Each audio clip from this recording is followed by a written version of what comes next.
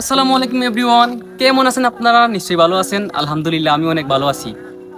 SR সুলতান ব্লগে আপনাদেরকে স্বাগতম। কেমন আছেন আপনারা নিশ্চয়ই জানিয়ে দিবেন কমেন্ট করে। আর আমার গ্রামে আসার 2-3 দিন হয়ে গেছে, ব্লগ ভিডিও বানানো হয় নাই, তাই ভাবলাম আমাদের গ্রামটি আপনাদেরকে এক পলক দেখিয়ে দিই। আর আমাদের গ্রামটি এতটা সুন্দর কখনো কল্পনা করতে পারবেন না। যদি আপনার মন সুন্দর হয়ে থাকে তাহলে আমাদের গ্রামটি অবশ্যই আপনার ভালো লাগবে। চলুন আমাদের গ্রামটি আপনাদেরকে দেখিয়ে দিই। আর এটা হচ্ছে আমাদের গ্রামের সবচেয়ে সুন্দর জায়গা, যেটা থেকে আপনি পাহাড়ের ভিউটা নিতে পারবেন অনেক সুন্দরভাবে। আপনারা নিজেই দেখেন পাহাড় একদম স্পষ্টভাবে দেখা যাচ্ছে। আর এই জায়গাটি কতটুকু সুন্দর তা আমি কি বলবো, আপনারা নিজেই দেখেন, একদম মনমুগ্ধকর জায়গা। আর আমি বাড়িতে আসলেই বেশিরভাগ সময় এই জায়গাটায় কাটিয়ে দিই। আর আরেকটি কথা, আমরা অনেক আতঙ্কতে আছি, কারণ অলরেডি সিলেটে 2বার বন্যা হয়ে গেছে, তাও 1 মাসের ভিতরে। আর যদি আরেকবার হয় বুঝতেই পারতেছেন আমাদের অবস্থা একদম শেষ হয়ে যাবে। তাই আপনারা সবাই আমাদের জন্য দোয়া করবেন যাতে বন্যা না হয়। আর এইরকম একটি রাস্তা পাওয়া ভাগ্যের ব্যাপার। আর আমাদের ভাগ্যটা কতটুকু ভালো যা বলার বাহিরে। বাড়ির সামনে এইরকম একটা সুন্দর জায়গা, সুন্দর একটি প্লেস।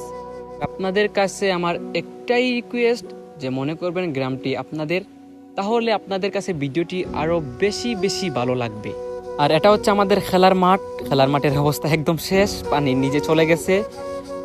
অবশ্যই খুব তাড়াতাড়ি পানি কমে যাবে, তাহলে আমরা খেলতে পারবো।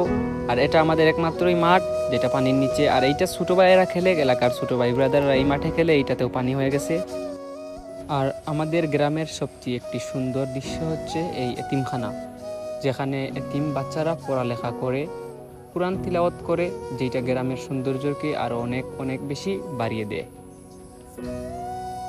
এটা হচ্ছে আমাদের গ্রামের ভীষণ সাইড, যেইখানে আরো বেশি বেশি পানি।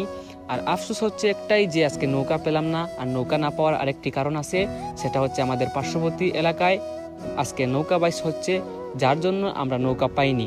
অবশ্যই কালকে নৌকা আমরা চালাবো। আর দেখুন আর উপভোগ করুন আমাদের গ্রামটি।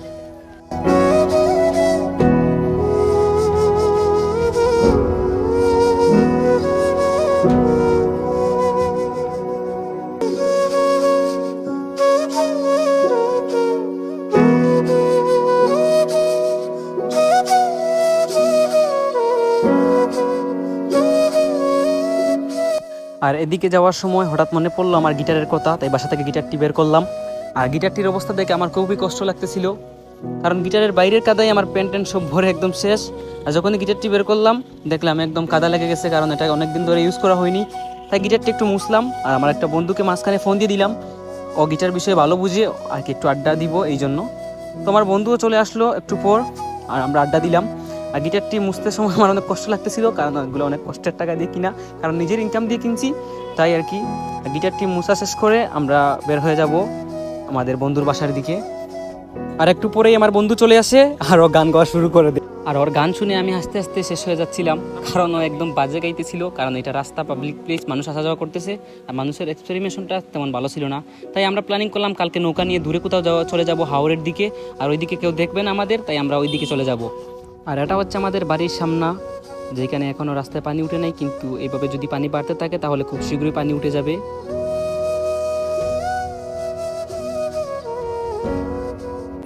আর এই ছিল আজকের ভিডিও।